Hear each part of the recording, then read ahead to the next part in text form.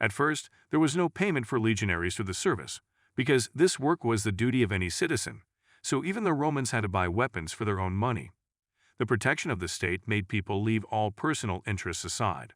Only a wealthy citizen was fit for service. He stood up for the defense of the state and understood why he was doing it. It was only in the 4th century BC that Roman soldiers began to receive a stipendium. Although it is correct to call it not salary, but cover for maintenance expenses. First of all, it concerned equipment, weapons, and food. In the middle of the 2nd century, the amount of such payments was about 120 denarii per year. A century later, Caesar raised this sum almost twice, to 225 denarii annually. Centurions were entitled to increased pay. Under Caesar, they were paid 450 denarii. Although at the same time, the main source of income for the soldiers were bonuses from commanders and trophies from the service. Centurions were also entitled to double bonuses. In addition, they could have earned an extraordinary prize. Cassius Sceva, Caesar's honorary centurion, once received as many as 2,000 sesterces upon a difficult battle.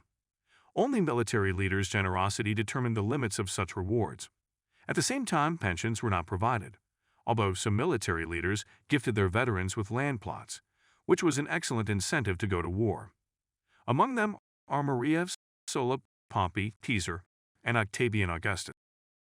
When Egypt fell under the attack of the Roman army in 29 BC, Octavian gave 1,000 sesterces to 120,000 of his soldiers as bonuses, which was equal to their annual salaries. Somewhat later, August reformed the army and ordered to give retired soldiers either a plot of land outside the Italian peninsula or a monetary payment from the state. At the end of the Augustan era, the soldier's bonus was equal to 3,000 denarii.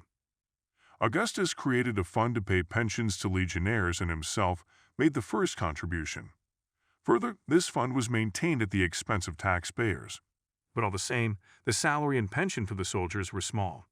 Shortly after Augustus' death, the legions in Pannonia and the Rhine rebelled.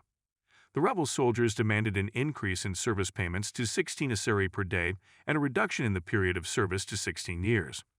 Unfortunately, this rebel was suppressed, and the soldiers' demands remained unsatisfied.